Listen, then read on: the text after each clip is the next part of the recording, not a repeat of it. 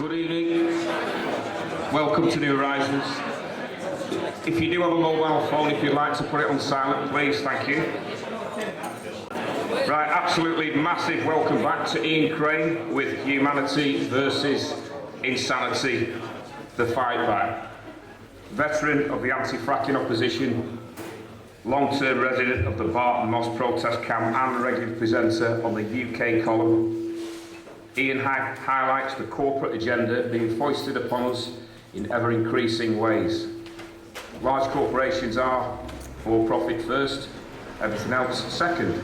On target tonight, the now fashionable zero contracts in the employment sector, benefits, if that's the right word, and debt. Also a possible solution, if enough of us are willing to re-educate and stand up. That's work, by the way. Ian's website is all the W's, ianrcrane.com. So please welcome the man himself, Ian Crane. Good evening, welcome. And I was saying to Jasmine here earlier that I've spoken at New Horizons, I think more often than I've spoken at any other venue around the UK. I think the first time I spoke here was almost 9 years ago in September of 2005. But actually today was the first time I've ever had to find my own way here. And so after coming here for 8 years, I've discovered tonight that Lytham and St Anne's are two different places. Needless to say, I went to the wrong one.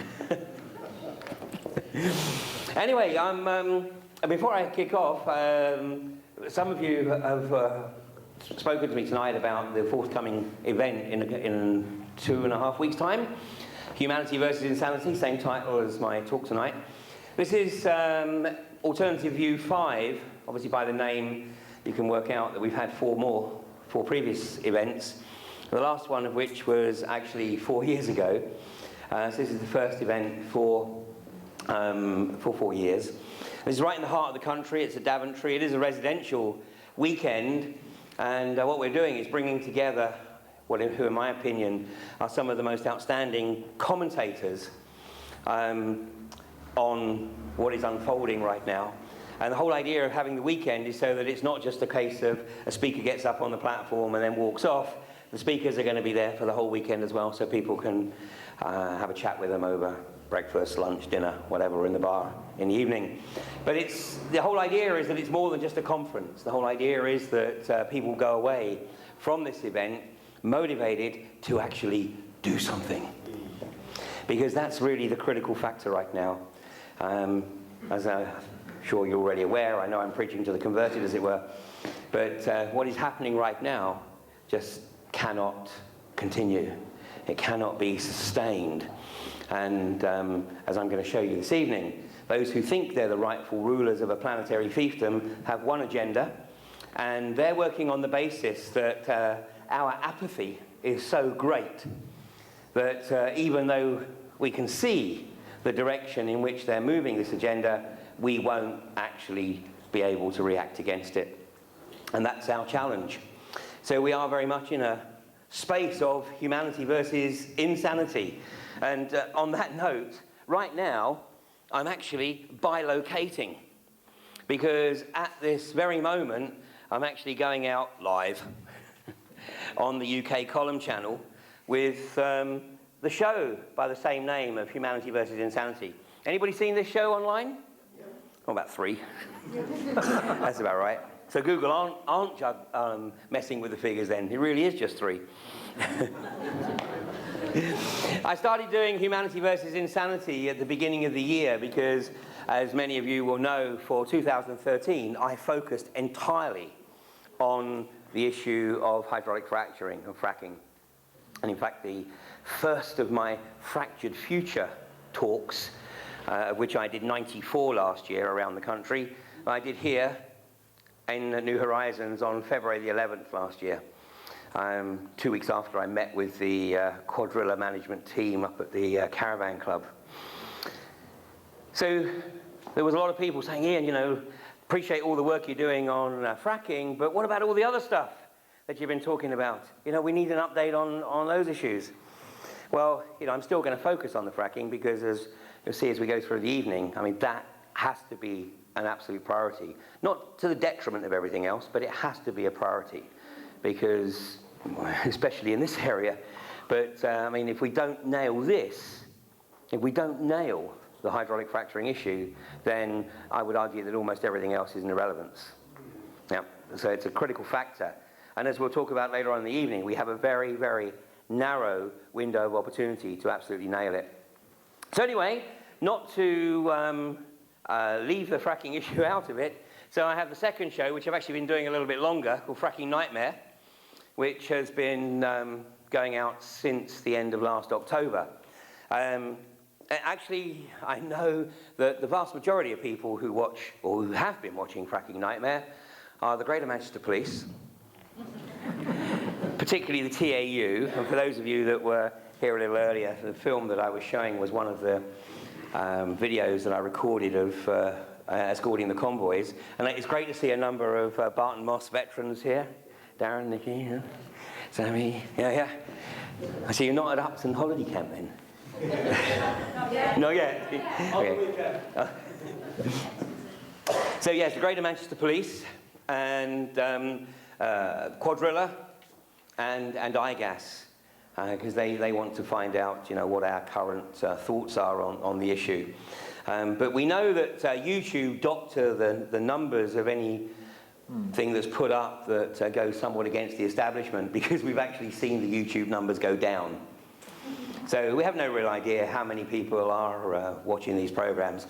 But the key element is it doesn't matter whether it's one or two in the community dotted around the country, because what we're doing right now is still sowing the seeds. You guys here have been on the front line of this issue for quite some time with Quadrilla, ever since the Earth moved, as it were. The seismic events that occurred in April and May of 2011. So you guys are very much in the front line, and of course Quadrilla are trying to get their bits back in the ground here. But by the end of this year, 64% of this country will be up for grabs. And at that point, I don't care whether people refer to it as NIMBYism. 64% of the country, though, with NIMBYs, gives us a great chance of shutting this down. So even if it takes until the fracking companies try and get in those areas, nonetheless, it's certainly not too late. So these shows are going out tonight. We've had a 3-week break.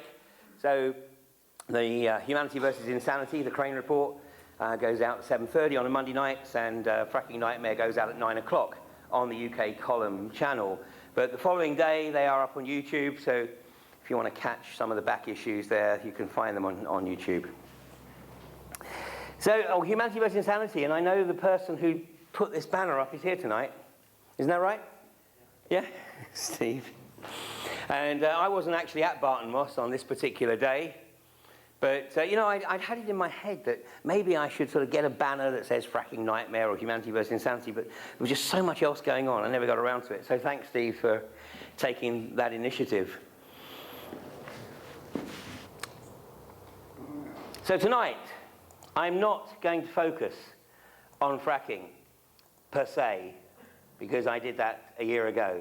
But if you haven't seen my presentation on fracking, and you live sort of in the Preston area or somewhere over that way, I am actually giving a new talk called To Be or Not To Be Totally Fracked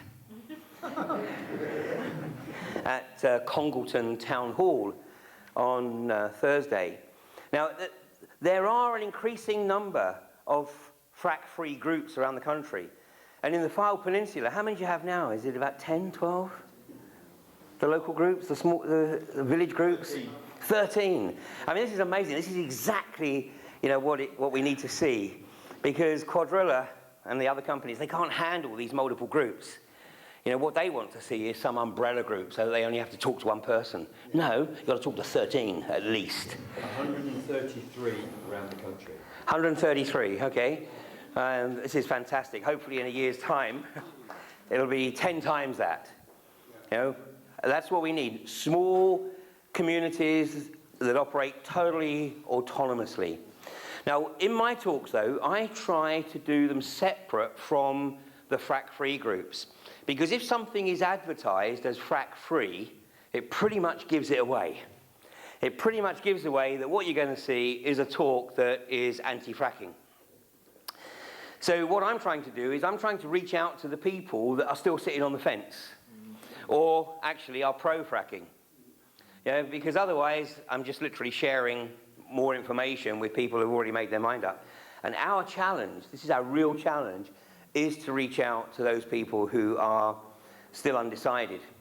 So I was speaking at an event on Saturday in Sussex, and one of the speakers was actually the guy who advised the landowner in Borkum that to embrace the hydraulic fracturing agenda, to invite Quadrilla effectively to take a 25-year lease on his land, was one of the speakers. And it was a real tough order to actually keep my mouth shut for the 20 minutes that he was speaking.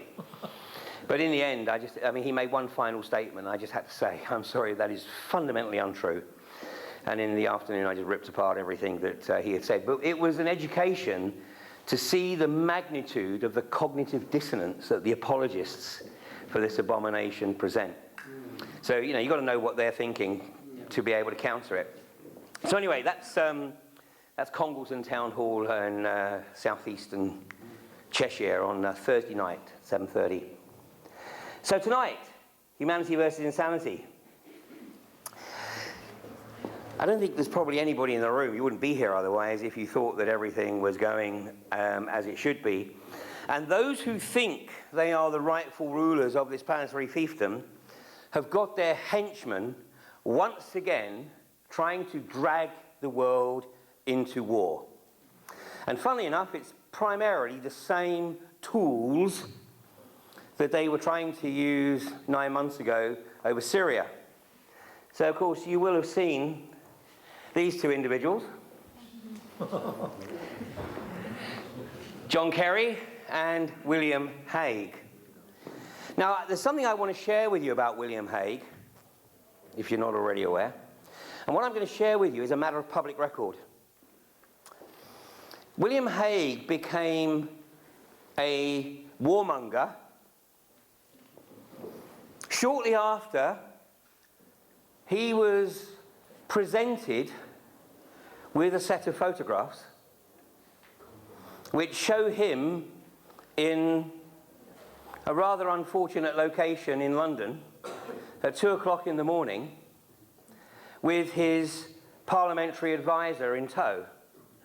This is the same parliamentary advisor with whom he was saving public funds by sharing a hotel room with. And I'm not sure that Fionn was aware of that arrangement, but we know this as a matter of absolute fact because the journalist who goes by the name of Guido Fawkes, who actually has a column in that well-known epitome of the British press, The Sun, but he gave evidence under oath at the Leveson inquiry, and at the Leveson inquiry he recounted this incident, that he knew the parties involved and that he knew the party who was effectively given £25,000 by the Murdoch media to acquire this set of photographs. This set of photographs have never been published, but you know for sure that William Hague has seen them. And what we are seeing here is a man who will basically do whatever he is told for fear that those photographs make it into the public domain. Kerry, well, he's a member of Skull and Bones. As many of you remember, when he ran for the US presidency. And the fraternities in the US are historically constructed to ensure that people who get into positions of power in the industrial, military, government complex are effectively controllable. So there are two primary organizations in the US. One is Skull and Bones, which of course is directly associated with Yale. The other one is Scroll and Keys, which is directly associated with Harvard. And then they have another organization, which very few people have heard of, which effectively mops up everybody else. So in other words, anybody who goes to any other Ivy League university other than Yale or Harvard, but who is thought to have the appropriate qualities to be able to get into the industrial military complex, or senior echelons of the industrial military complex, are pulled into an organisation known as Phi Beta Kappa. Now, Phi Beta Kappa is ostensibly a fraternity, but over the last 30, 40 years, obviously, there's been a few women in US society that have emerged as candidates to take senior leadership positions. So if they demonstrate that they have the appropriate levels of testosterone, then they are inducted into Phi Beta Kappa. And so it shouldn't surprise you that the likes of Hillary Clinton and Condoleezza Rice are both members of Phi Beta Kappa. So pretty much, it doesn't matter what name you come up with. You Google any name you like at a senior level within the industrial, military, political complex in the US. If they went to Yale, they will be members of Skull and Bones. If they went to Harvard, they will be Scroll and Keys. If they went anywhere else, they will be Phi Beta Kappa. That's pretty much a given. In this country, it's not so narrow. Of course, currently, the organisation or the fraternity that has the ascendancy here is the Bullingdon Club. Yeah, the Bullingdon Club. So the likes of Cameron and Osborne and Boris Johnson are all members of the Bullingdon Club. Basically, these are the clubs that encompass Harrow, Eton, Oxford, Cambridge. That's why we have an inordinate amount of people at senior level in politics who are part of these organisations. No real surprise. And if you do manage, or anybody else manages to break in to this level, then they will be controlled in one way, shape or form. So not too far away from here right now, there's something unfolding around Rochdale. Big Cyril. Big Cyril. And Greater Manchester Police are going to conduct an investigation. Give me a break. I think we know the result of that already, don't we? No, Cyril, no. No, Cyril, no. Lot of rumour, but no hard evidence. Right. Well, this is part of the unravelling. One of the people that will be at AV5 become a good friend of mine over the last 5 years. In fact, I first met him at AV2. He is still in the Metropolitan Police, but only just. He's actually told them now that he wants to resign, and they're getting a little bit worried. The reason they're worried is because 7 years ago, he was tasked with investigating systemic child abuse in care homes in the Metropolitan Police area of London. So over 2 years, he visited every single care home in the metropolitan area. And he was able to ascertain that there was indeed systemic abuse. And basically what was happening is that particularly on a Friday night, the young men and women in these homes, anything from sort of 12 upwards, they would disappear and they would be being looked after by members of the establishment over the weekend. So after 2 years, my friend wrote the report. He had a team, but they wrote the report. And he hadn't taken any vacation. He was on a mission. He was so motivated to get to the root of this and to get the investigation rolling to the next level. He wrote the report and he went away on vacation with his family. And when he came back, he said, Ian, he said, I realised there was a problem because when I came back, there was somebody sitting in my office and I've never seen that much brass down at this level in the police. So he went into his office and he was obviously told to sit down. And they said, John, that report you wrote just before you went on holiday, that report doesn't exist. He said, I'm sorry? He said, no, that report doesn't exist. And then they gave him a script. And they said, if anybody asks you what you've been working on for the past 2 years, this is what you tell them you've been working on. Now, he has had to live with this for nearly 8, 9 years now. Yeah. And he has become more and more and more bitter, understandably. And, you know, I've said to him a number of times, I said, John, you know, you're more valuable inside than you are if you leave. But he's reached the point now where he just can't take it. He's struggling to actually motivate himself to go into work because, of course, having seen this, he now sees the magnitude of the corruption at every level. So it was about 10 days ago, he actually took the step to hand in his resignation, which is in the police is a complicated process. But he let it be known that he was basically intending to leave. So, of course, he was called to a meeting of some pretty senior police officers in the Metropolitan Police. And they said, well, John, you know, you've been in the force for 24 years or whatever. Why do you want to leave now? And, of course, he let them have both barrels. And he talked about all the work he'd done on the investigation and all the senior members of the establishment that he had effectively accumulated more than enough evidence to effectively initiate legal proceedings. And the names, I mean, it does pretty much all the names that you know, we're talking senior Tories, we're talking senior Labour, we're talking senior Lib Dems. In fact, as John said, you don't get into a senior level in politics unless they've got you right where they want you. I won't bore you with the gory details, but when you are initiated into Skull and Bones, they've got you. They've absolutely got you. From that moment forward, they own you. Of course, everybody at Harvard or Yale or Oxford or Cambridge, you know that if you get pulled into these fraternities, you will never want for anything materially. You will be very well taken care of materially. The only thing you have to do is sell your soul. And here's the guy, of course, who has sold his soul most cheaply. You know what? Every time I see this guy, I want to gag.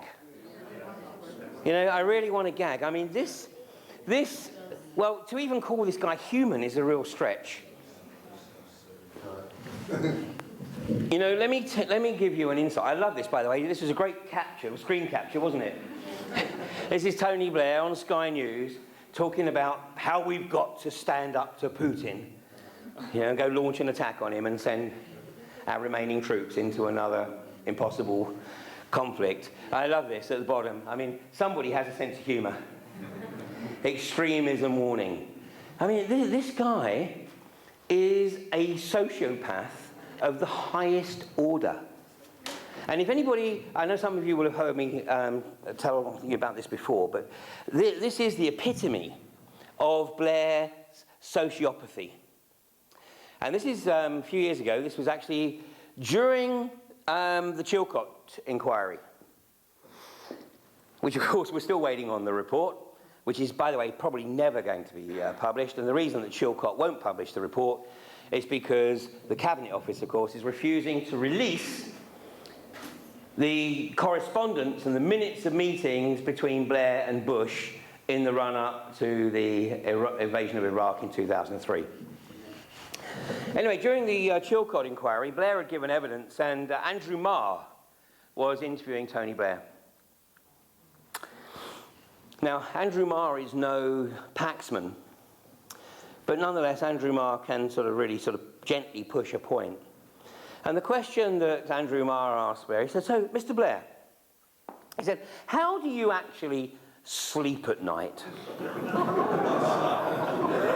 Knowing that some 500,000 Iraqis, mainly civilians, have lost their lives as a result of an illegal war.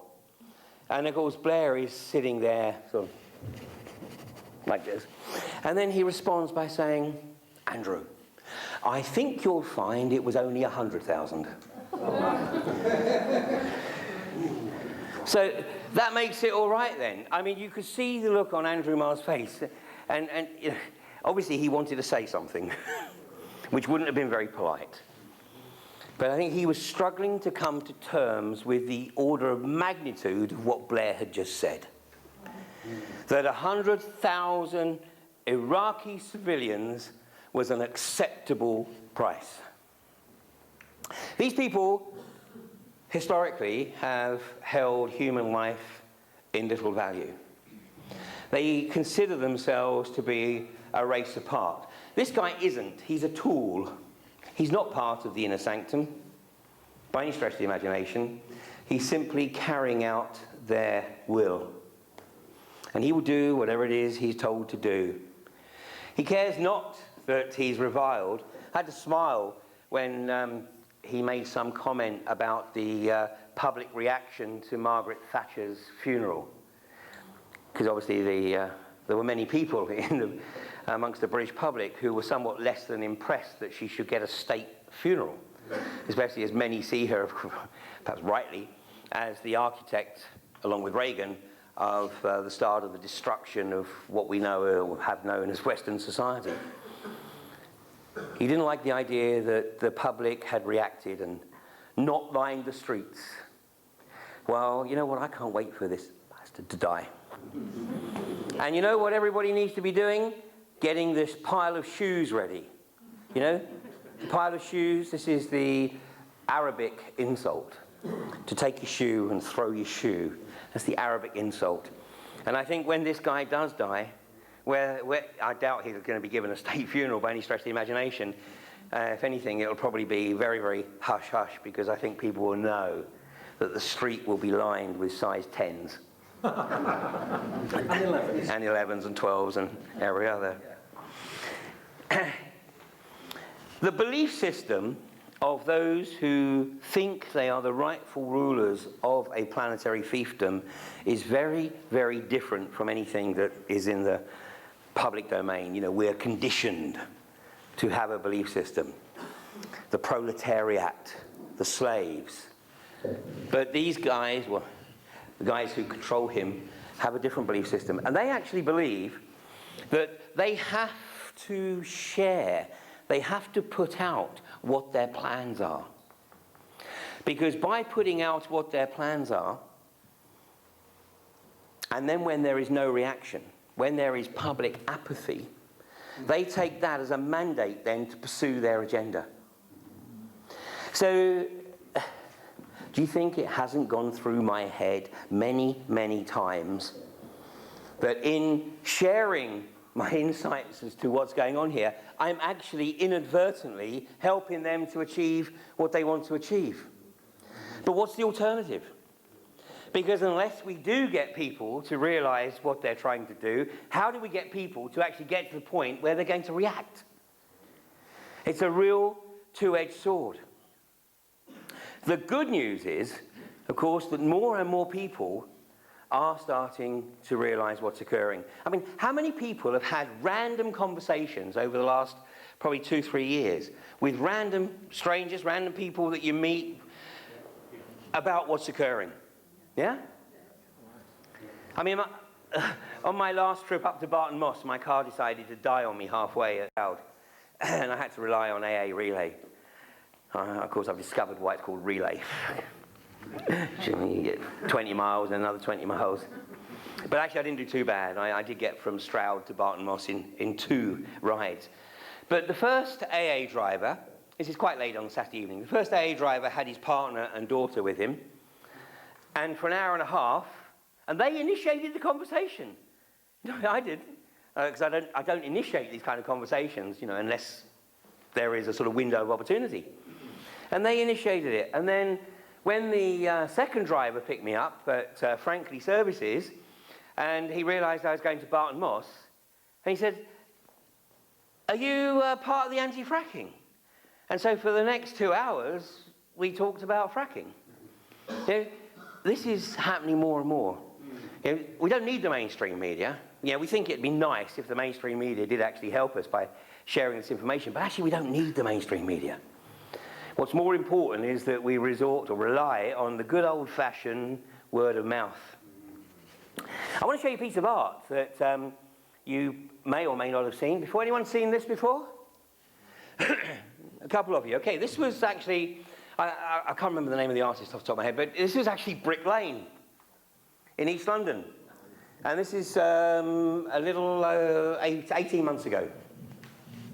And the reason he put this here, the New World Order is the enemy of humanity, because he painted the separated capstone, and people walking past going, you know, that's not funny, you know.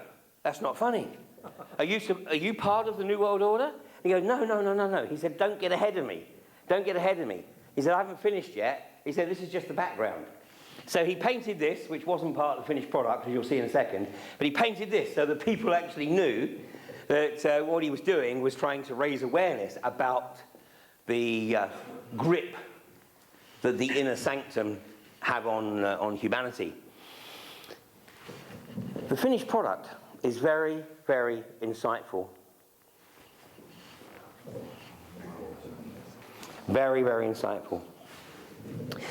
2 years ago, I was giving a series of talks around the country talking about the global financial meltdown. And in those talks that I was giving, in fact, I started giving them in 2010, and was doing them right through until 2012, the last one being in December 2012 before I switched to the fracking issue. And I talked about the game of Monopoly in those talks. Has everybody here played Monopoly? Yeah. Has anybody ever finished a game of Monopoly? Yes? Okay, put your hand up if you finished a game of Monopoly. Okay, keep your hand up if you were the banker.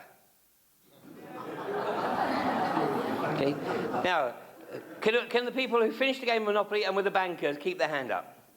Right, keep your hand up if you won. See, I rest my case. Very few people actually get to finish a game of Monopoly. I mean, the ball comes out on Christmas Day after lunch.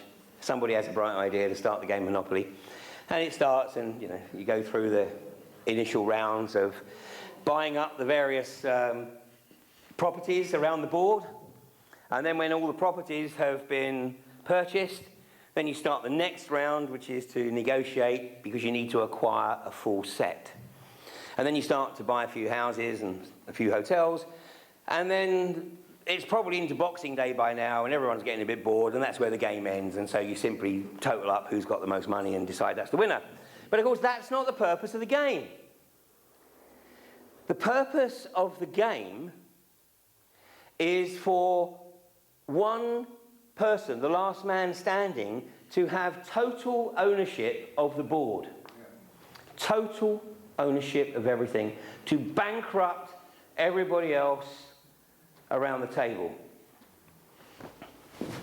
And 99 times out of 100, if the game actually goes through to completion, the person who has taken total ownership of the board is the banker.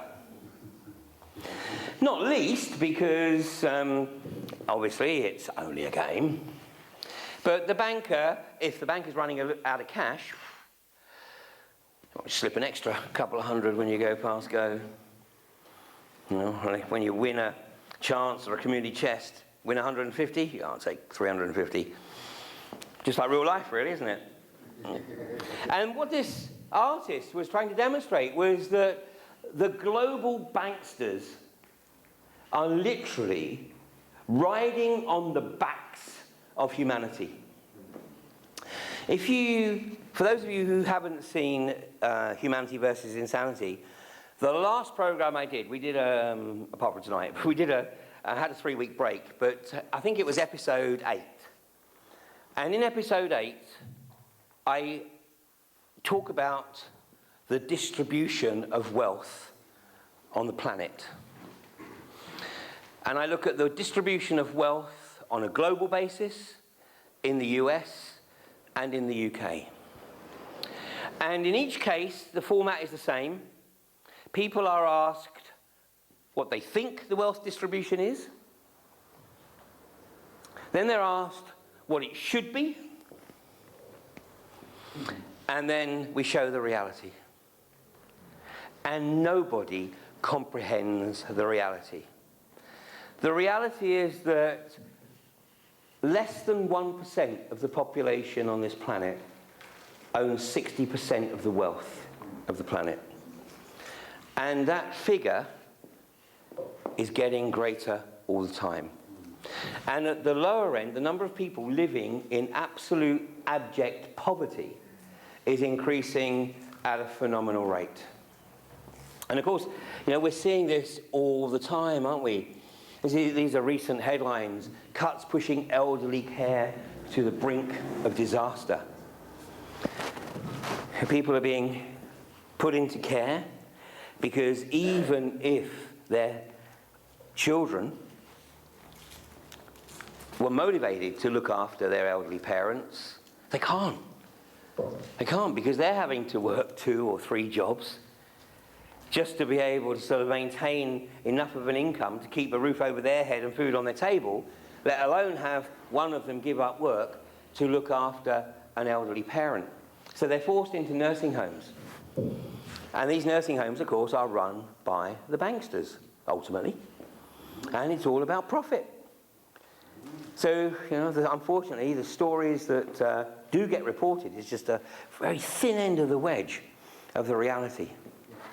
I mean, it's almost creating a situation where people who have the misfortune to perhaps be infirm in their old age, but they're being pushed to the point where they're almost begging to be allowed to euthanize.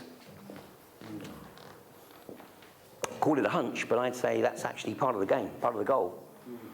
At the other end of the spectrum, pupils too hungry to concentrate at school. And we saw recently the claim that some 3 million people are now using food banks. And of course the government says, oh no, that's an exaggeration. 3 million people using food banks. Excuse me, but there's 2 more open round here. Food banks? Yes. Well, Church and 1 shop being converted into town square.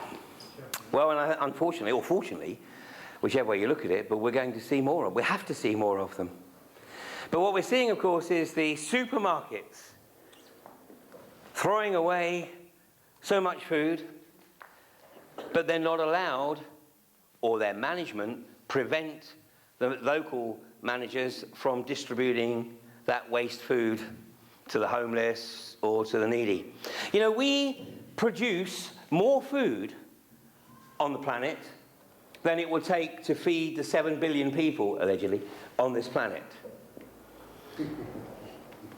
People aren't starving because there isn't enough food. They're starving because they can't afford it.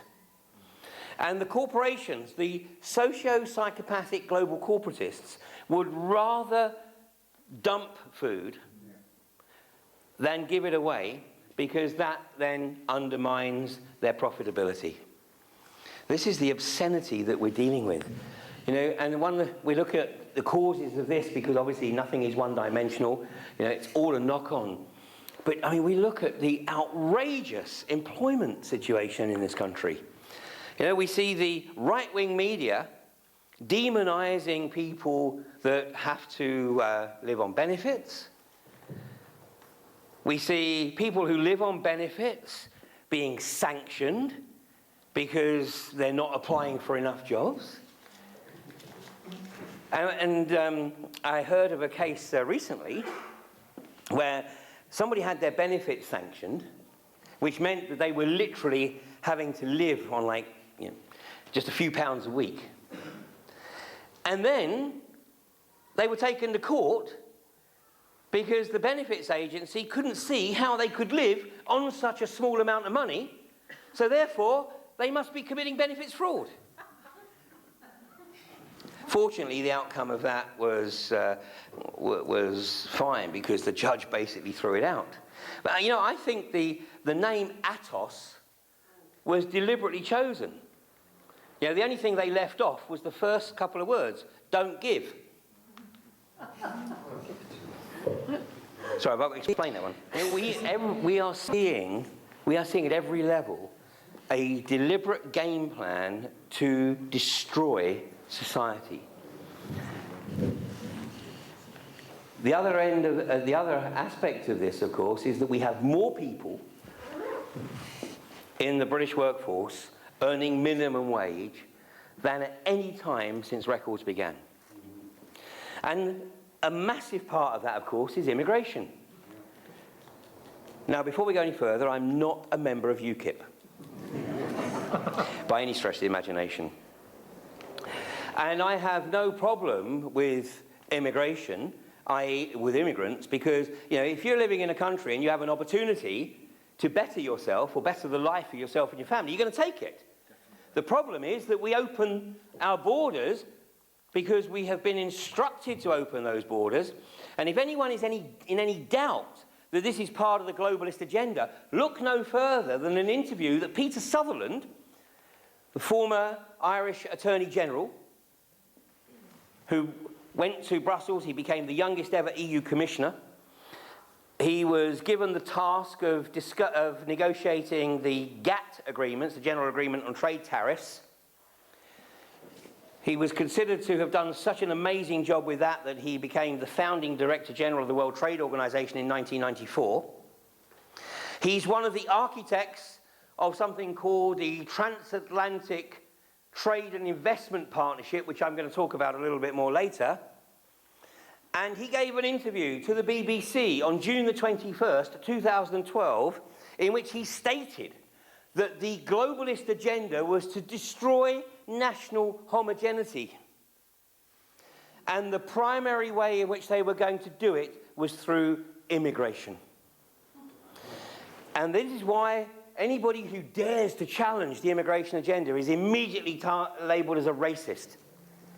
This is how they shut down the debate. They shut down the discussion. So not only have we got a phenomenal percentage of the population on minimum wage, which is not a living wage by any stretch of the imagination, but then we have this other outrage called 0 hours contracts. Anybody here on a 0 hours contract? Well, that's a result. These are a total outrage. Basically, what it means is that you get offered a job, but they can't guarantee you any work. But you have to be at their beck and call 24/7. And because you've got a 0 hours contract with no guarantee of work, therefore no guarantee of income, so what people are doing is then going out and getting other 0 hours contracts to try and fill the gaps. And then what you get is, of course, it's like a bus, isn't it? You know, nothing comes along and then they all come along at once. And then, you know, I mean, I know of an example where somebody had 4 0 hours contracts and all 4 companies called the person, wanted them to work all on the same day. The person obviously chose one company. The other 3 fired her. Fired her from a 0 hours contract because she refused to go to work when they called her, despite the fact they knew that she had the other 0 hours contracts. The reason I know this story is true is because my daughter. And she became so frustrated that she is now in the 2nd year of studying midwifery.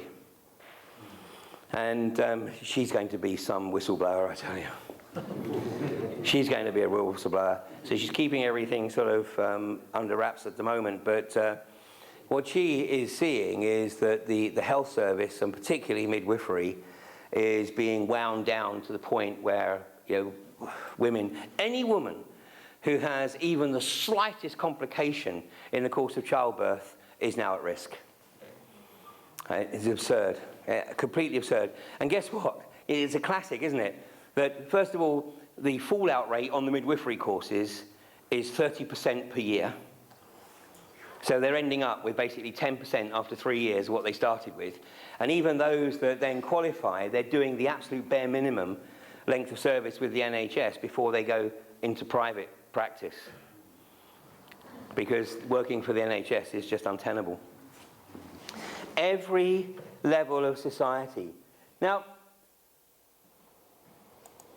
what is remarkable is that people think this is random. think that this is just an unfortunate set of circumstances that have come about at this particular juncture.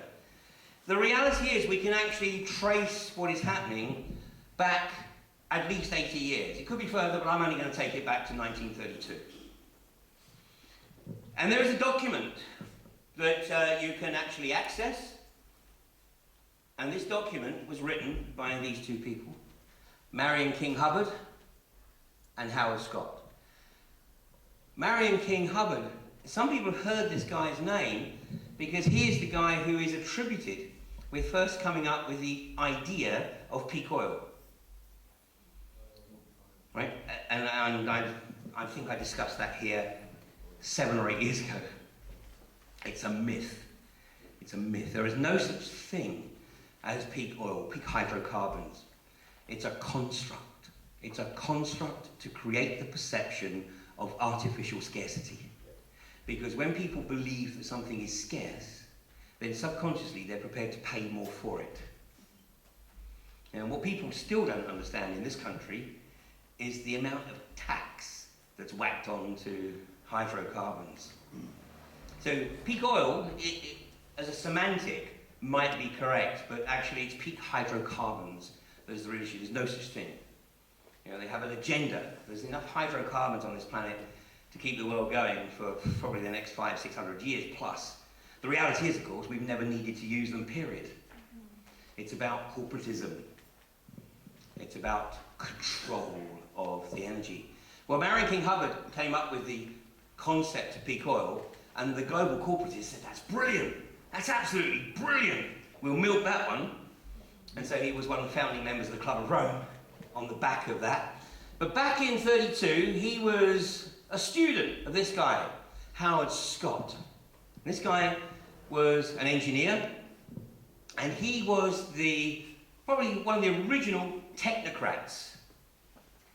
In other words, that his philosophy was that you have to control humanity and treat humanity as a commodity. Now, that was 1932. The only problem was that in 1932, they didn't have the technology to be able to do it. So what they've been working on, and are still working on, is the technology to turn every single human into a commodity. Part of that process is calling you human resources. Human resources. A commodity. A commodity to be used, abused, and spat out. Pure collateral. Exactly. Let me just show you a few of the quotes from this book, Technocracy. I'll read it out to you because I know you can't see it at the back. Technocracy. This is from 1932, remember. Register on a continuous 24-hour per day basis the total net conversion of energy. In other words, monitor people so that they are basically not entitled to take out more than they put in. By means of the registration of energy converted and consumed, make possible a balanced load. Provide a continuous inventory of all production and consumption. Provide a specific registration of the type, kind, etc. of all goods and services where produced and where used. Provide specific registration of the consumption of each individual, plus a record and description of the individual. Right, let's go back, 5 minutes before the break. Let's just go back to this one here. Provide a specific registration of the type, kind, etc. of all goods and services where produced and where used. Provide specific registration of the consumption of each individual, plus a record and description of the individual. You might have noticed that, by the way, this is very much related to smart meters. The detailed measurement of everything and everything that you consume in the house. But anybody here buy their clothes from Marks and Spencer's? Yeah, some? Some people buy clothes from Marks and Spencer's. Okay. if I buy clothes, I actually buy clothes from Marks and Spencer's because it's one of the few companies that actually provides trousers with the appropriate ratio of waist and leg length. Without me having to employ the services of a tailor. If I buy clothes in Marks and Spencer's, I will always use cash. Every single item of clothing sold in Marks and Spencer's is microchipped. For the purposes of stock control. It's so that obviously they can monitor with the barcoding when an item is sold, and obviously that logs into their database, they know when to order new stock. The problem is that when you buy items of clothing with a credit card or a debit card, that unique IP address that is linked to that item of clothing is from that point forward linked to you. So the next stage of this is to have receivers down the high street, and the computers will pick up, oh, here comes Ian Crane wearing a pair of pants that he bought in the Epsom branch, and you think, why the hell would anybody want to know that? Well, the reality is that no human would probably want or need to know that. But the artificial intelligence that is being created to monitor every single transaction wants to know that, because it wants to be able to predict everyone's behaviour. It's looking for patterns. It's looking for patterns where you may not even be aware that one exists. Anybody got loyalty cards? Anybody got a pair of scissors with them? You need to cut them up fast. You know, everyone's encouraged to get loyalty cards on the basis, oh, 5% saving, 10% saving. But every time you use a loyalty card, you are revealing yet more about your lifestyle, more about the patterns in your life. Every single transaction is being recorded. That's why they want to go to a cashless system. And actually, quite coincidentally, here's the lady who gave me this. This is from was it Preston Metro? No, it was a Bradford Metro. In Bradford Metro. The other week, yeah. Okay. It says, why carrying a credit card may soon be in vain. V-E-I-N. In vain. An expensive shopping trip need not cost an arm and a leg. Soon we could be paying with our veins. A payment system has been developed that scans a shopper's hand and then reveals the unique pattern in their blood vessels. Kickstar was invented by Frederick Leifdom, who insists the method is safer than credit cards. Right. You know what? When I worked for Schlumberger, the oilfield services company, we had a part of the company in France that actually Schlumberger invented the smart card, I hate to say that.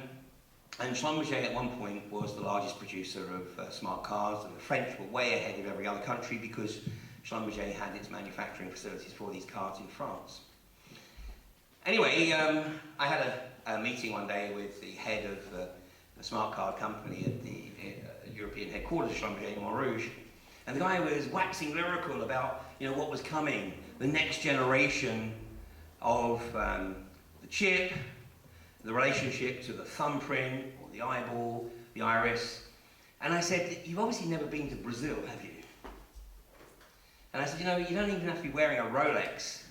That's one of the reasons, by the way, I never wear any jewellery. It's a hangover from my oilfield days. But if you're in parts of Latin America, and Africa, Nigeria in particular, and you have to be wearing anything, then that's fair game, because you have it, they don't. So they're going to take it off you. And if they find your wallet, and they find that there's credit cards that need a thumbprint or an iris scan, they're not just going to take your wallet. They're going to take your thumb and your eyeball. And the guy went, nah. Cognitive dissonance. But this is where we're heading. This is where we're heading. And it's called gradualism. It's the process of gradualism. This is the report from Iron Mountain, a document that appeared in the public domain in 1967. If you You can download this, you find it on the web. Remember, Report from Iron Mountain. It's attempted to be dismissed as a forgery. In reality, the think tank that produced this, one of the members had an attack of conscience in 1967 and worked with a journalist to try to recreate the original report. They might not be totally accurate, but it's as much as he remembers. Well, let me just share a quote with you from that report. It has been hotly argued that such a menace would offer the last best piece of hope by uniting mankind against the danger of destruction by creatures from other planets or from outer space. Experiments have been proposed to test the credibility of an out-of-world invasion threat. Nevertheless, an effective political substitute for war would require alternate enemies, some of which might seem equally far-fetched in the context of the current war system. One of the primary aspects of the report from Iron Mountain was looking for alternative threats to thermonuclear war to keep the population effectively in fear. Yeah. It goes on, it may be, for instance, that gross pollution of the environment can eventually replace the possibility of mass destruction by nuclear weapons as the principal apparent threat to the survival of the species. Yeah. Poisoning of the air and of the principal sources of food and water supply is already well advanced. This is 1963. And at first glance would seem promising in this respect. It constitutes a threat that can be dealt with only through social organisation and political power. But from the present indications, it will be a generation to a generation and a half before environmental pollution, however severe, will be sufficiently menacing on a global scale to offer a possible basis for a solution. This was effectively paraphrased by the Club of Rome in 1990, when they made the observation that by really pushing the environmental agenda, humanity becomes the enemy of itself. Yeah. And we can turn man against man. Yeah. Create the division. When we come back from the break, we're going to look at this guy, Zbigniew Brzezinski. This is Obama's mentor. And the book that he wrote in 1969, published in 1970, which takes the technocratic agenda to a whole new ballgame. Everything that this guy's writing about in 1969 is coming to pass. I don't claim special insight into what I present, I simply read the scripts. And I'm going to share with you this evening where those scripts are. I encourage you to read them because it's really, really important that we start to see what's happening and understand that unless we actually get up off our knees and we do find a way to respond to this, we will be condemning the next generation and the generations beyond to lives of unimaginable abject misery. I believe that we can do it. And actually I believe that what's going on with the fracking agenda, believe it or not, this may seem a hell of a leap, but I can assure you that by the end of the evening it will all fall into place. And I think what's going on with the fracking agenda is potentially the catalyst that gives us an opportunity to come together and shut these sociopaths down. So we're catching in about 10 minutes, 15 minutes.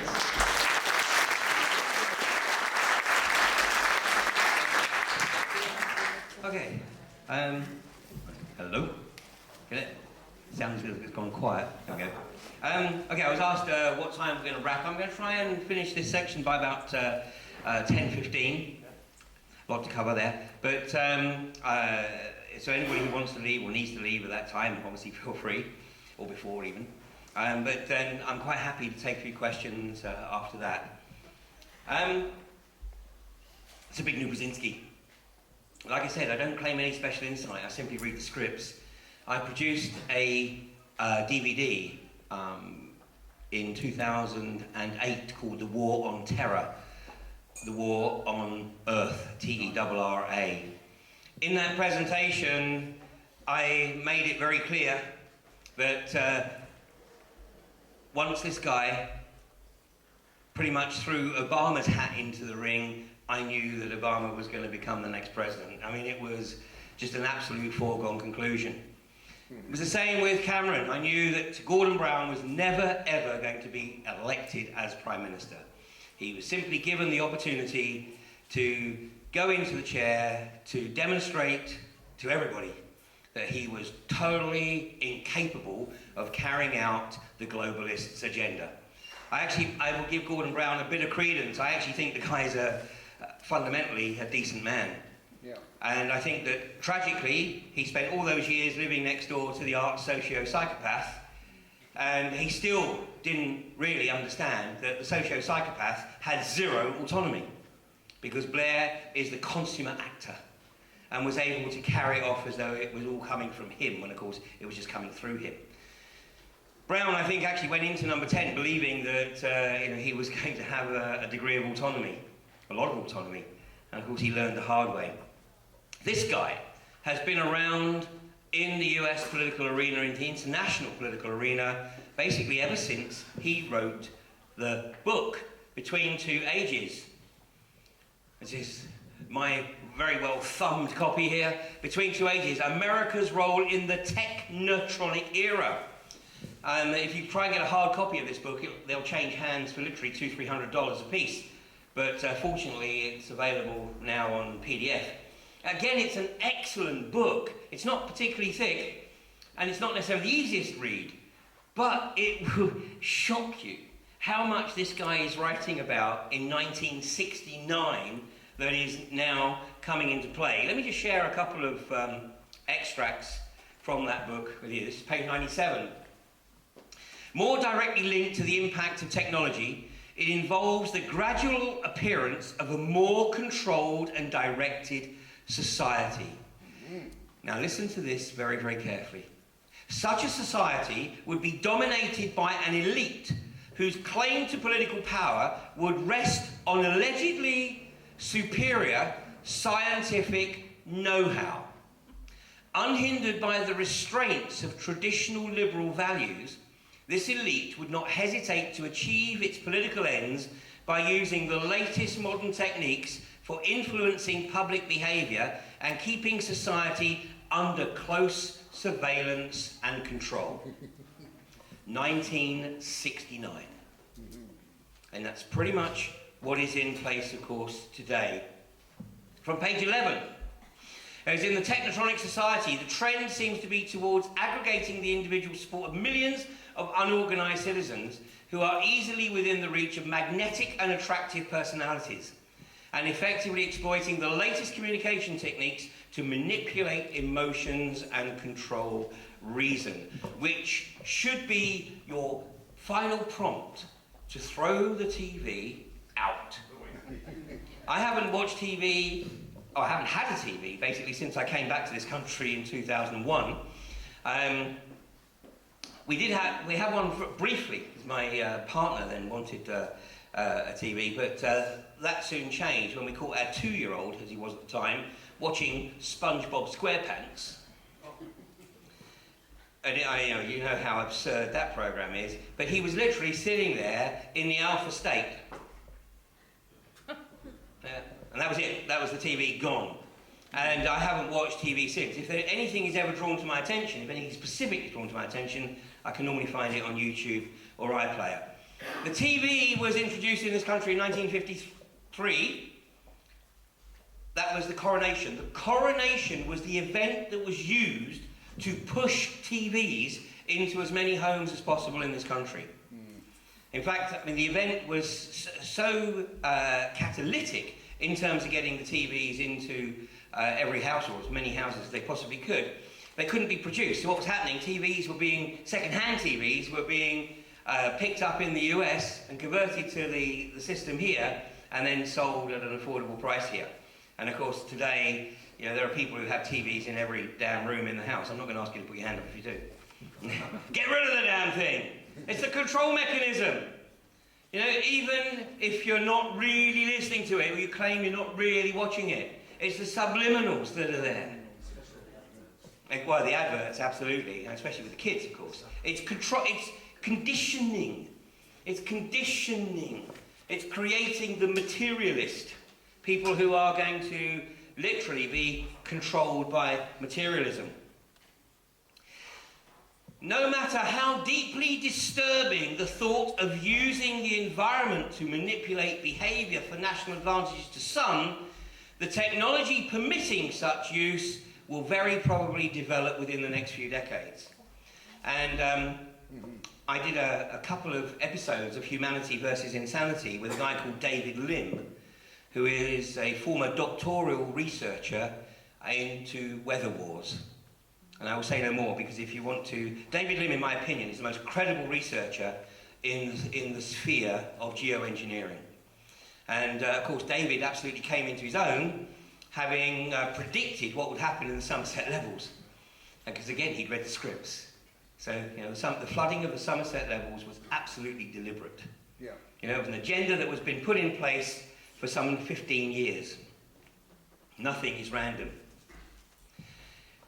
Final quote, well, actually this is The Crisis of Democracy by Crozier and Huntington. It said, the effects of this excess of democracy, if not fixed, are said to be an inability to maintain international trade, balanced budgets and hegemonic power in the world. The word hegemony effectively means control through the third party.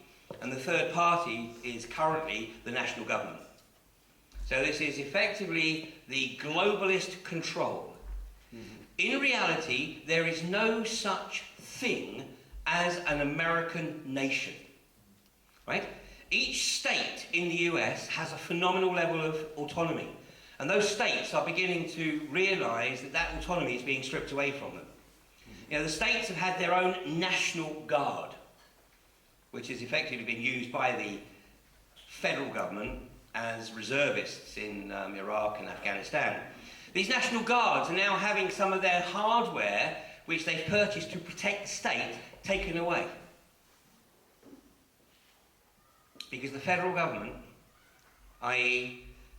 the committee that works on behalf of the global banksters, is looking to destroy the autonomy of each state in the US, just as they are destroying the autonomy of the nation state in Europe. In 2007, I released a DVD called Codex Alimentarius, where I specifically addressed the agenda of abolition of all natural farming and the eradication of the natural health industry. In the introduction to that presentation, I talk about the agenda to literally bring about global governance, and I talk about the steps that they will take, the individual steps that they will take to achieve that, stating back in 2007 that they were behind schedule, but they were looking to merge the US and the EU by 2015. That agenda is well on track, and the vast majority of people have absolutely no clue. It's something called the Transatlantic Trade and Investment Partnership. The purpose of this is literally to subjugate nation states to the corporations.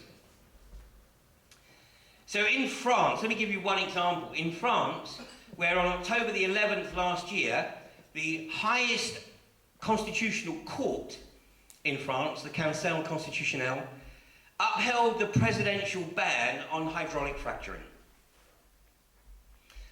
The presidential ban had been challenged by a Texan company called Studbach. Studbach claimed that they had purchased the license legitimately. They intended to explore and then to frack, just like Quadrilla here in the File Peninsula. But then Sarkozy had introduced the presidential ban on fracking. And then when Francois Hollande had been elected president, he upheld that ban, stating, and I quote, "The only thing that is proven about this industry is that it doesn't work in the way that the oil and gas industry claims." And in fact, he told Total, he said, "Don't even waste my time or yours trying to change my mind, because I've looked at the evidence." Well, Studbach decided to challenge Hollande's ban in the courts. The court obviously looked at the evidence, and they upheld the ban. The apologists for fracking in this country say, "Oh yeah, but that was the nuclear industry putting pressure on the court." The court looked at the evidence. Studbach are waiting for the Transatlantic Trade and Investment Partnership to come into play so that they can then sue the French government for loss of lawful revenue. Loss of lawful revenue. In other words, what the Transatlantic Trade and Investment Partnership will achieve is effectively the same level of corporatism that is in place in the US today, where the corporation has absolute superiority and priority over the citizen. The proof of this is in West Texas, where there are communities that haven't had water coming out of their taps now for nearly 9 months, because the gas industry is sucking the water out of the aquifers to frack. And when the communities have tried to take the gas industry to court, the courts have ruled in favour of the gas industry. The only thing that the gas industry is effectively required to do is to provide sufficient bottled water for the citizens so that they can basically live. But their livelihoods are shot because in many cases they rely on water for their agriculture. This is the corporatist state, the nth degree corporate state. If you're not on the corporate payroll in the US, then basically you're very much a second-class citizen. This level of corporatism is what they want to push right across the rest of the planet. And it's coming down the tracks at a phenomenal rate of knots. We've got the EU elections coming up, and I would absolutely implore you to look at which MEPs are, number one, anti-fracking, and number two, and only just number two, anti-Transatlantic Trade and Investment Partnership. Because anybody who is pro either of those is either not educated or is simply not operating in the best interest of the electorate, or, of course, worse, has had the photographs that were taken at some point shown to them and threatened to be released. So we do have a hell of a challenge. I mean, of that, there is absolutely no doubt. And you know where these attacks are coming from on multiple levels. Probably the most outrageous attack is through the vaccinations. Because this is what starts at such a young age. It's shutting down the capacity for independence, for sovereignty. Starts literally a few seconds after birth with the vitamin K vaccination. It was Rudolf Steiner, I think I've got the quote actually, Rudolf Steiner, over 100 years ago, said, a way will be found to vaccinate bodies so that these bodies will not allow the inclination towards spiritual ideas to develop, and all their lives people will believe only in the physical world they perceive with their senses. To keep people locked into physical, empirical materialism. He said this more than once in slightly different ways. He said, whatever is spiritual, whatever is of the spirit is nonsense, is madness. Endeavours to achieve this will be made by bringing out remedies to be administered by inoculation. Just as inoculations have been developed against protection against diseases, only these inoculations will influence the human body in a way that will make it refuse to give a home to the spiritual inclinations of the soul. People will be inoculated against the inclination to entertain spiritual ideas. This is called post-humanism.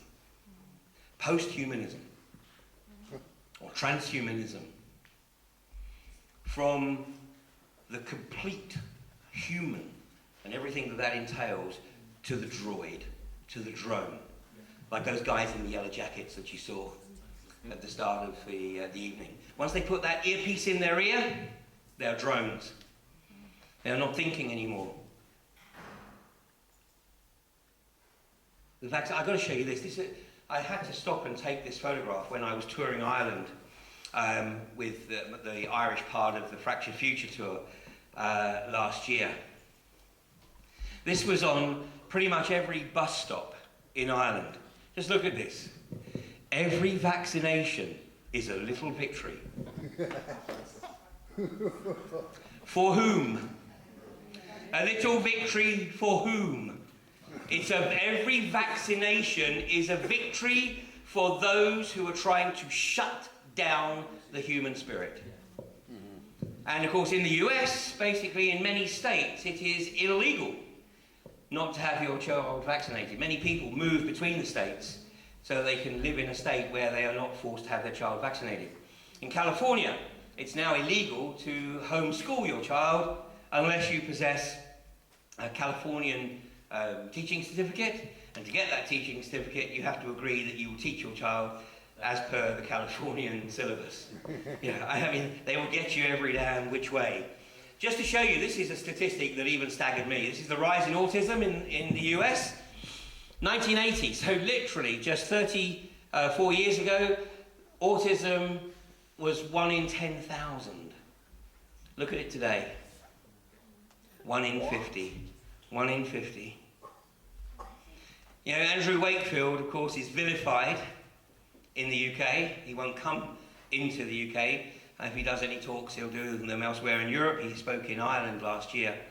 And, of course, the Italians have actually upheld Wakefield's findings and stated that there is indeed a relationship between autism and... Then, of course, we have the big push of the pharmaceutical industry. There is no money in health, but there's a shed load of money in sickness. I mean, I tell you, to go and see a doctor, I've got to be dead. That's the only way I'm going to a doctor. Or if I do have to go to a doctor, it'll just be to see what they think, and then I'll, maybe go away and do my own research. But pharmaceuticals, do your own research. There are occasions maybe where it's essential to take the drugs, but we are becoming increasingly reliant on pharmaceuticals, which are being dished out by doctors who are little more than front-of-house salesmen for pharmaceutical companies. The incentives for doctors to push particular pharmaceuticals is becoming outrageous. Those doctors who have a conscience are leaving the profession, which is why those who remain in the profession are under increasing pressure.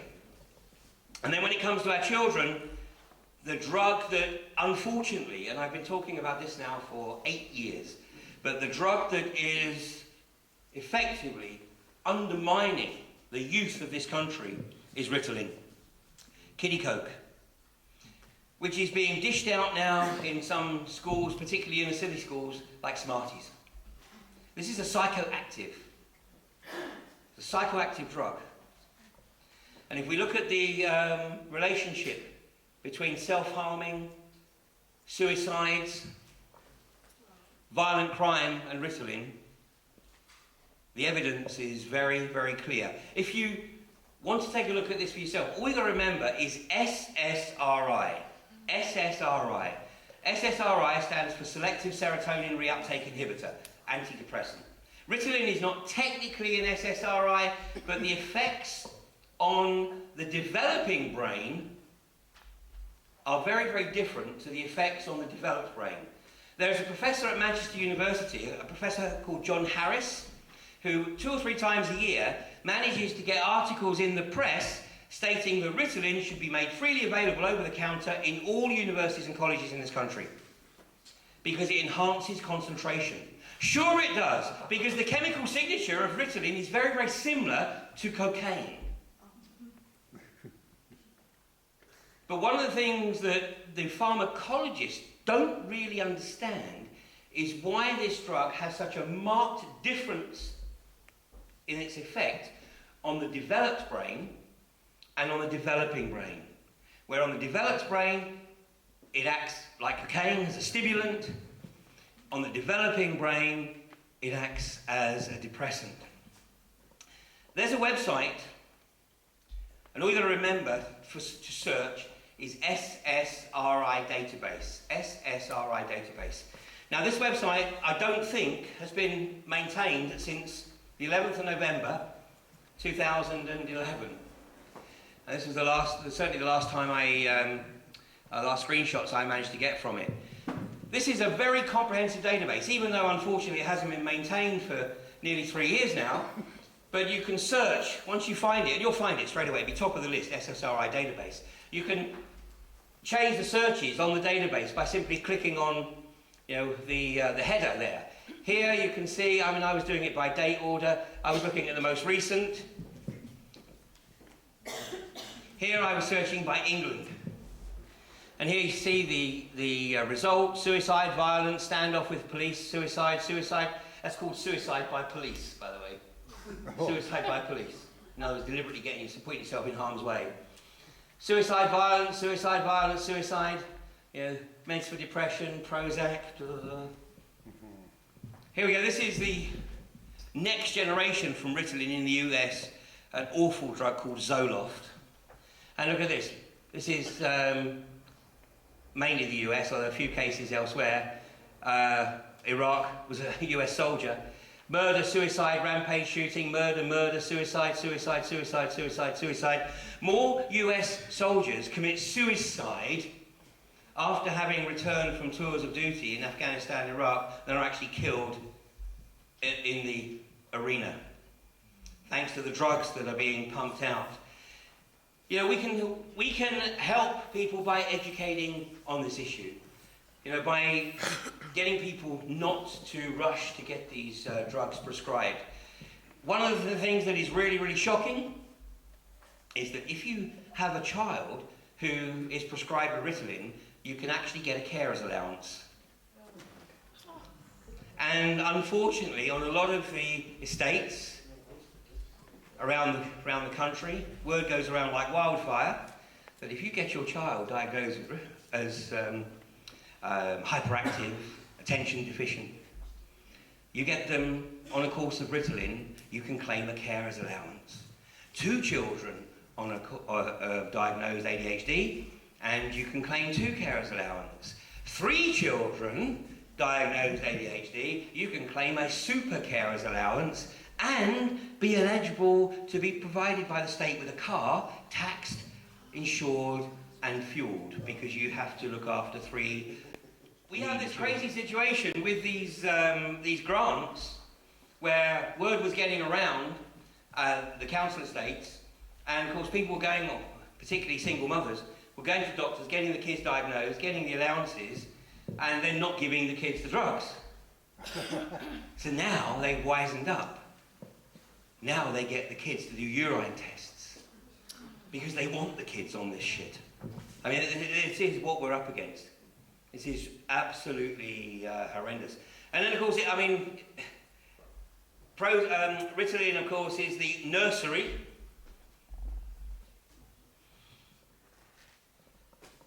for the adult version, the Prozac. Yeah, mother's little helper. Once upon a time it was gin, now it's Prozac. It's estimated that some 3 million women are taking Prozac on a daily basis. The reason it's women, I asked a doctor friend of mine why it's women, and he said, Ian, when did you last go to a doctor? I said, no idea. He said, exactly. He said, exactly. He said, for a guy to go to the doctor, he really, really has to be sick. He said, but for a lot of women, you know, they have a much more, because of gynecology, etc., and birth, they have a much more relaxed relationship with the medical profession, generally. And he said, so, you know, they're not feeling too good, they go to the doctor, and the doctor says, oh, I've got just a thing. Prozac. But of course we're being attacked on other levels. This is the Codex Alimentarius agenda. GM food, agribusiness, natural farming is being destroyed. It already pretty much is destroyed in the US. And of course, natural medicines. And you know, when I was talking about this, when I released the DVD in 2007, a lot of natural health forums were targeted by the pharmaceutical industry, saying, oh no, Crane's got it all wrong. He's just a conspiracy theorist. But you know, people finally woke up when The Independent ran this article in December 2011, I think it was. December 2010 even. Europe to ban hundreds of herbal remedies. And the natural health industry went, oh! Because in May of 2011, that started the 2-year period by which all natural health products had to be registered. And if they weren't registered, then they would be illegal by 1st of May 2013. Guess who controls the only registered natural health products that are now legal in Europe? It's Big Pharma. And people say, oh yeah, but you can still buy, you know, all this stuff. You can still buy John's Wort. Yeah, you can. Almost. You go into Holland and Barrett and you look at the bottles. Looks like the normal bottles, but on the back in microscopic print is equivalent. Equivalent. This is what we're up against. This is, the legislation was known as THUMPed, the Traditional Herbal Medicines Products Directive, THUMPed. Unbelievable, isn't it? And still people don't know. Still people don't know. The other attack, of course, is the phones. You know, when I see kids in prams and pushchairs online playing Grand Auto Theft or whatever, I mean, it's outrageous. Outrageous. Yeah, once again, the developing brain is much more susceptible than the adult brain. But nonetheless, you're holding this RF transmitter to your ear for an increasing number of hours per day, and these phones are becoming stronger and stronger in the signal strength. Doesn't matter where you hold it. You know, especially at night. Especially at night. You know, how many people actually turn off their phones at night or put them on flight mode? All right, that's about 20% of you. You know, phones should be off at night. If you could switch the Wi-Fi off at night. Probably you're still going to get Wi-Fi from the neighbouring properties. I mean, you go to London and you look on how many Wi-Fi options you've got, and it's horrendous. You're like hundreds. I mean, at least in a sort of, you know, more rural area, you're probably only going to have one or two. But switch it off. What's the change in your sleep patterns? And of course, very controversial perhaps, but notice tonight, you know, the spraying over here tonight, you know, and the spraying is increasing at a phenomenal rate of knots. And yet, it's the most visible and yet the most denied. You know, like I said, if you want to get an objective view on the geoengineering, look no further than David Lim, probably the most credible research I've ever come across on this particular issue. Fluoride in the water. You know, Ireland has had fluoride in the water for 30 odd years. It was the American military that advised the Irish government to put fluoride in the water. So consequently, it made it a lot easier to take the Irish nation off of the Irish people. I won't go into the detail for the time tonight, but Ireland should be the wealthiest nation in Europe. Sitting right on the western edge of Europe, of the EU, Ireland actually has 23% of the EU's territorial waters. Ireland should be providing the bulk of the fish to the EU. But corrupt Irish politicians sold 90% of that 23% for a one-off payment of €6 billion. Peter Sutherland, an Irishman by accident at birth, engineered the Irish economic meltdown, forcing mass emigration. Over 500,000 young Irishmen under the age of 35 have left the country since 2008. Most of those in the heart of the country, around the Leitrim area, right over the gaslands. Of course, the young people who stay behind are those that perhaps don't have the motivation necessary to get up and leave. And of course, those that leave are those that, you know, should be the ones you want to keep. We are facing enormous challenges, and that there is absolutely no doubt. You know, we are under mass attack. It is bio-spiritual warfare. The fracking agenda, it's no accident that it's global right now. The Crimea crisis, the Ukrainian crisis, has been specifically engineered, one, to try and initiate the global conflict that they tried to initiate in August last year with Syria. And let's bear in mind that the reason that we didn't go into World War III on August the 29th was because many, many people in this country did something they'd never ever done before. They got on the phone to their MP and said, you know what, I don't agree with this.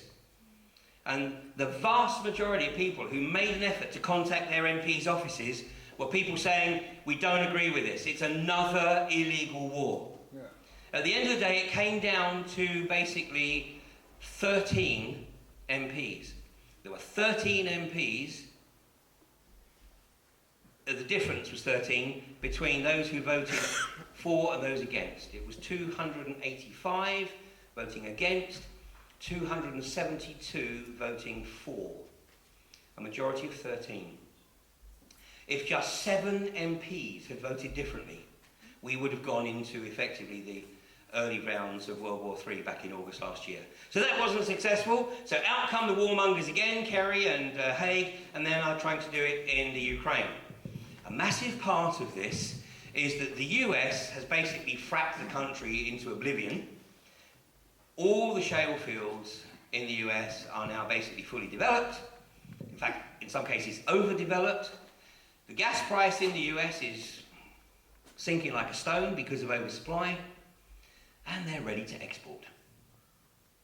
So they need to create an export market. Meanwhile, Russia is developing its natural gas fields and has bountiful gas to export into Eastern Europe. So by manipulating this situation, and now manipulating the sanctions, that's why Kerry's doing the rounds, got to put sanctions on Putin and Russia, got to stop them bringing the gas into Eastern Europe. But where are we going to get the gas from? Oh, funny you should say that. We just happen to have boatloads of shale gas ready to export.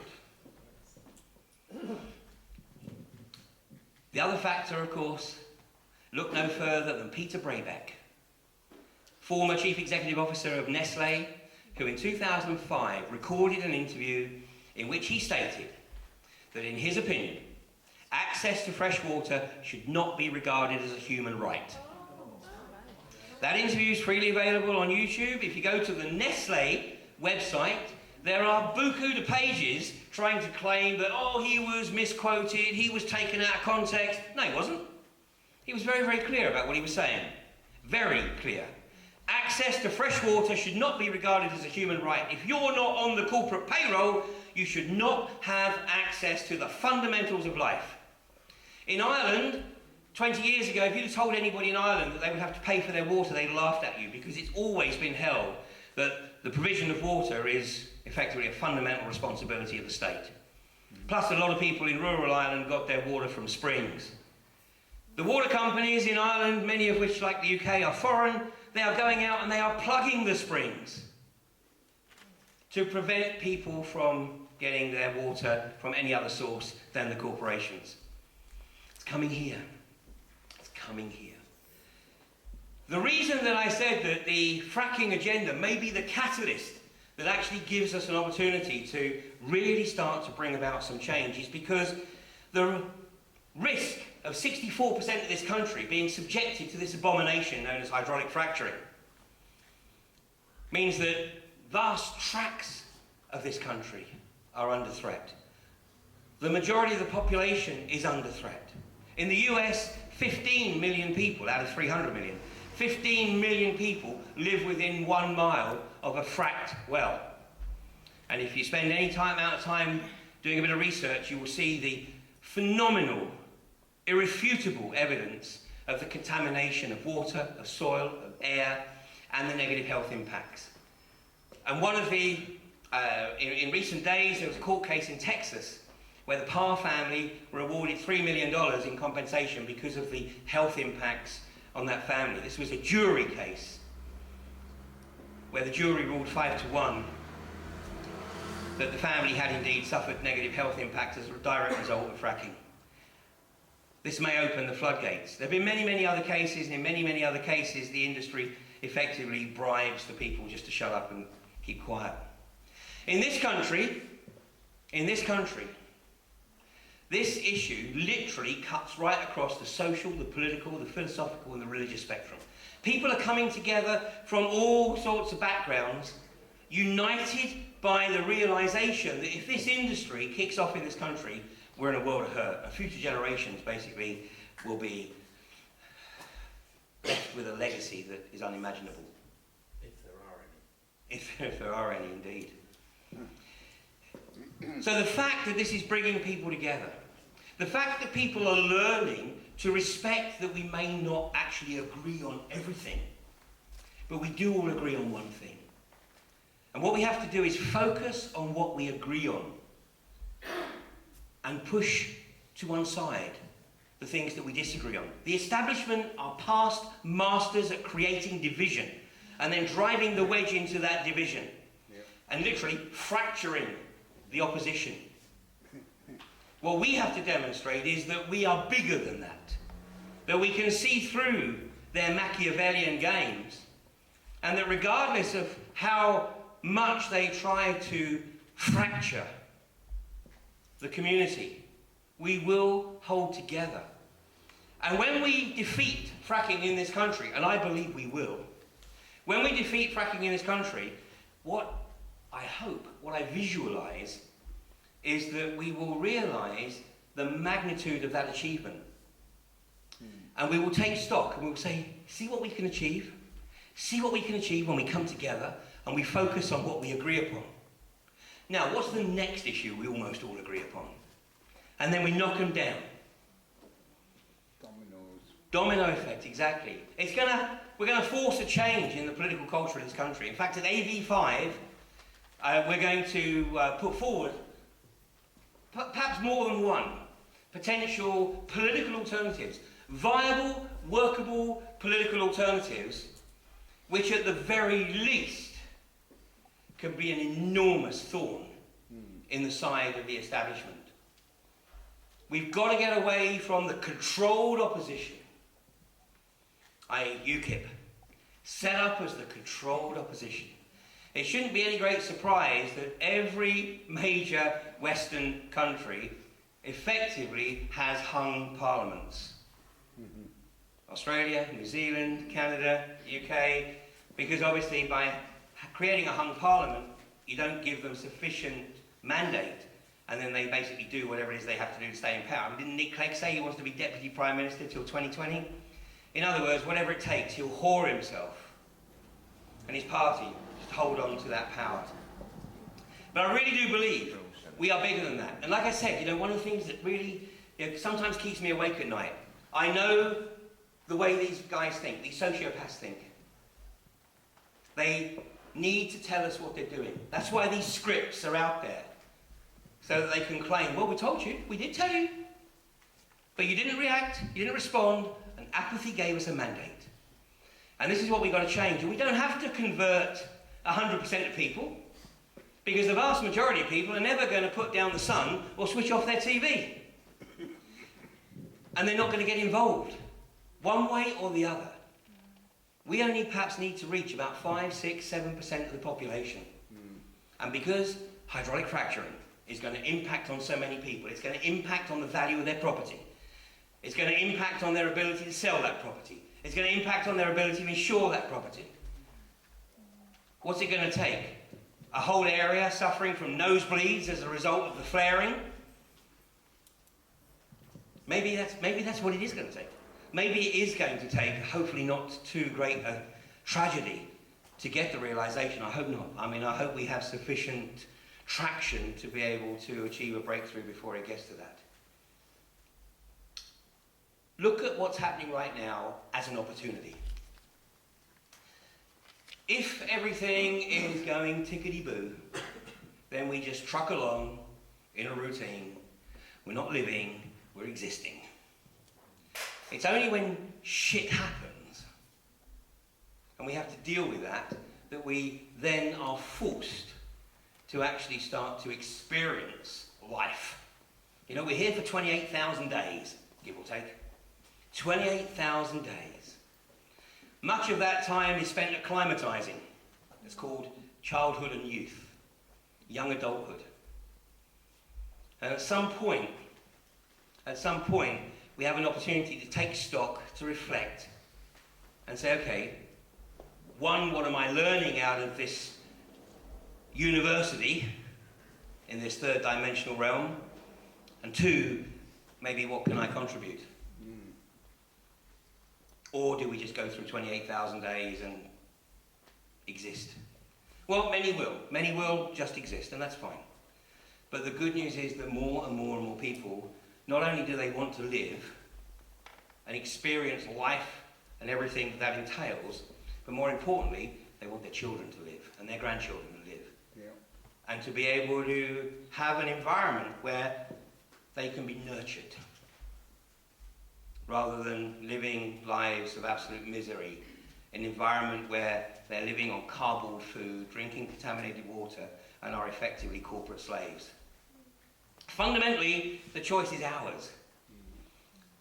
I know it may seem perverse, but I'm actually really excited by this time. You know, the speed at which people are waking up, the speed at which people are realizing that there is something other than the treadmill. It's very painful, it's very difficult to step off that treadmill, and maybe you don't have to step all the way off. Maybe it's not possible to step all the way off in some cases. But once you actually take a step off the treadmill and find that there are other ways of living other than a salary. 20 years ago, I had no concept of life without a salary. Today, I have no concept of life with a salary. I can never go back to that, ever. So, I'm sowing seeds, and that's all we can do. Sow the seeds. Don't preach. Sow the seed. Encourage people to do their own research. There's nothing I've shared with you tonight that you can't find out for yourself. All the documentation I refer to is freely available for people to find for themselves. But you know what? You actually have to look for it. And that's what these socio-psychopaths rely on. That people, even if they are motivated to look for it, they won't have the time.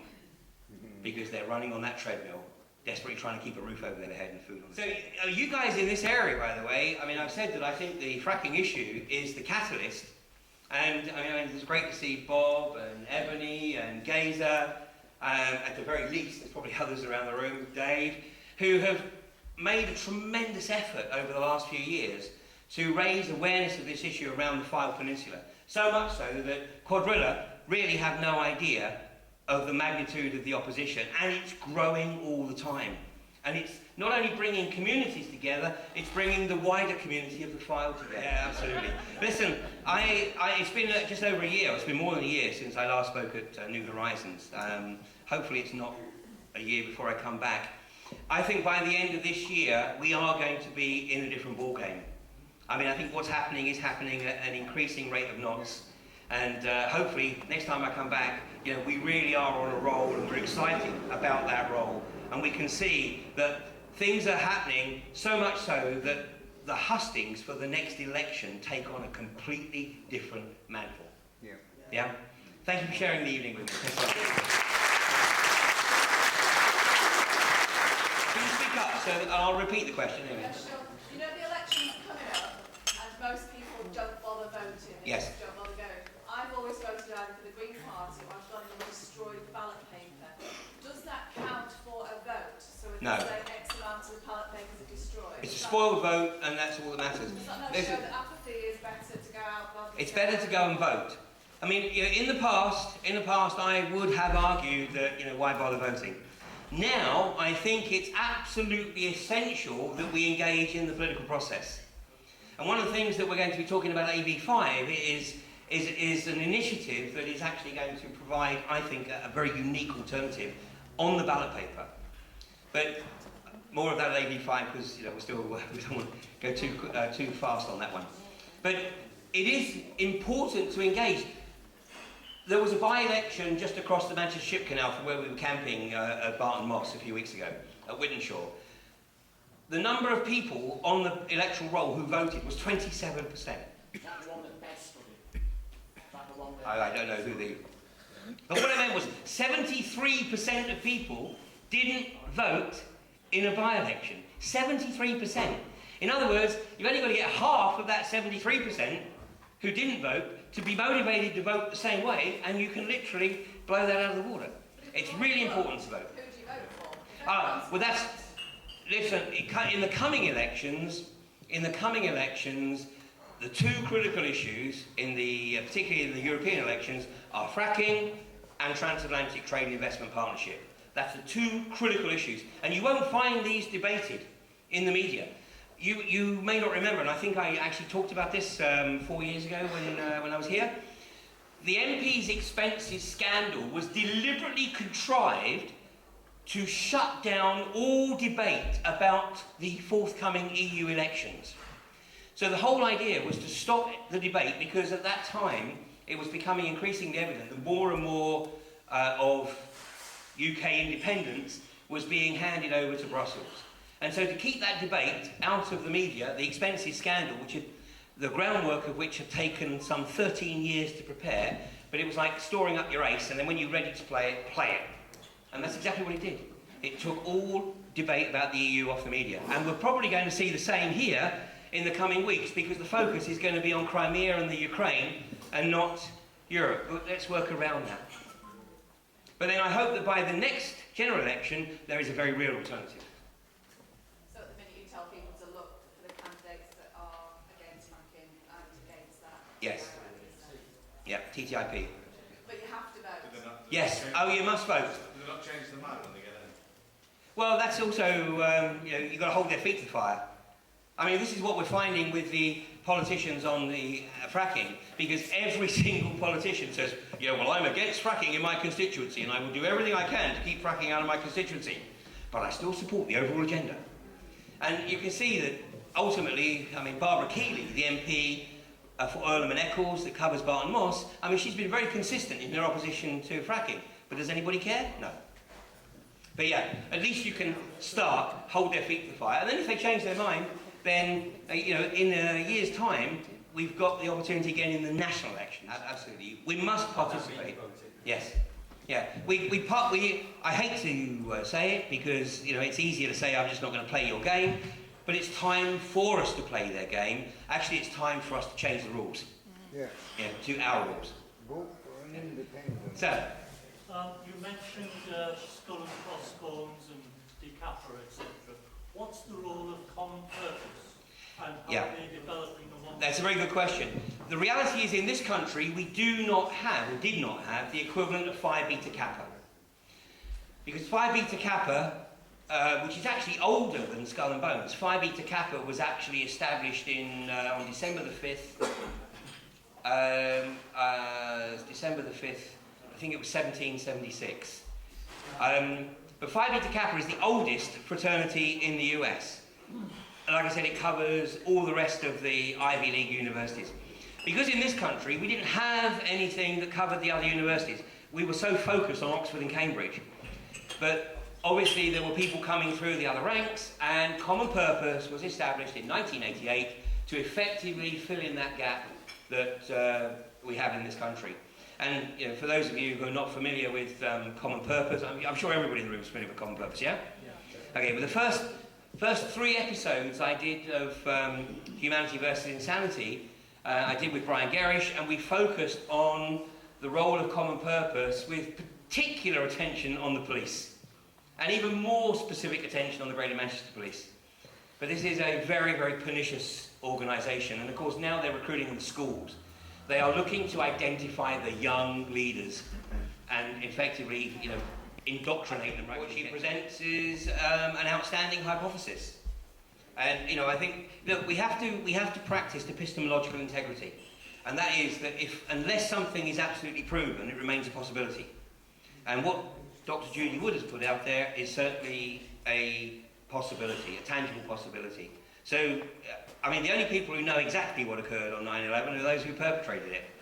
I think, the critical element is that 9/11, the London bombings, in Spain it's the Madrid bombings, in India it's the Mumbai bombings, but, these are trigger events.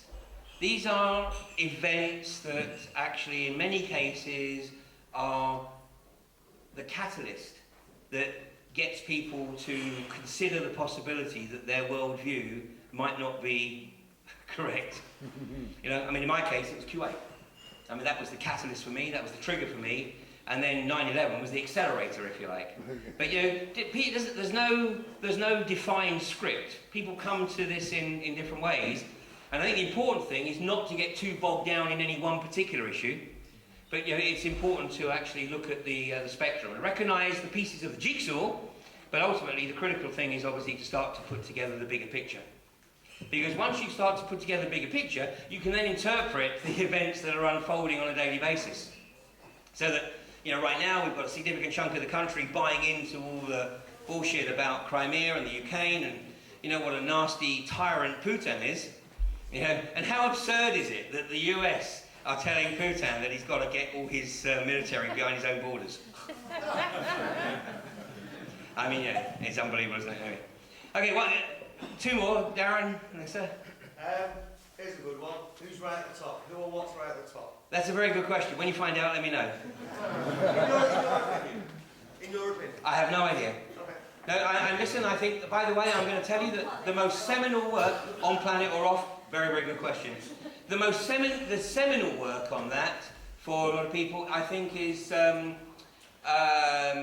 Committee of 300, Dr. John Coleman.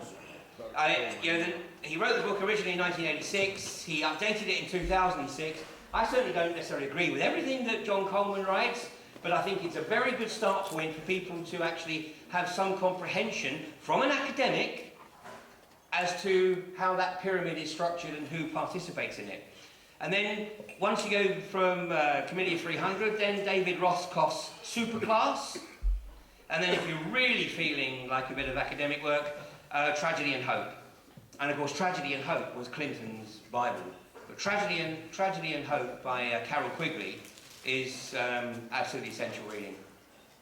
I mean, Carol Quigley actually believes that the sort of one world government is a good idea, but he doesn't actually think, or didn't think, that the way they were going about it was necessarily. Listen, I mean, there's a lot of police with boots on the ground who actually want to embrace G4S. They think it's going to be a good thing for them, individually.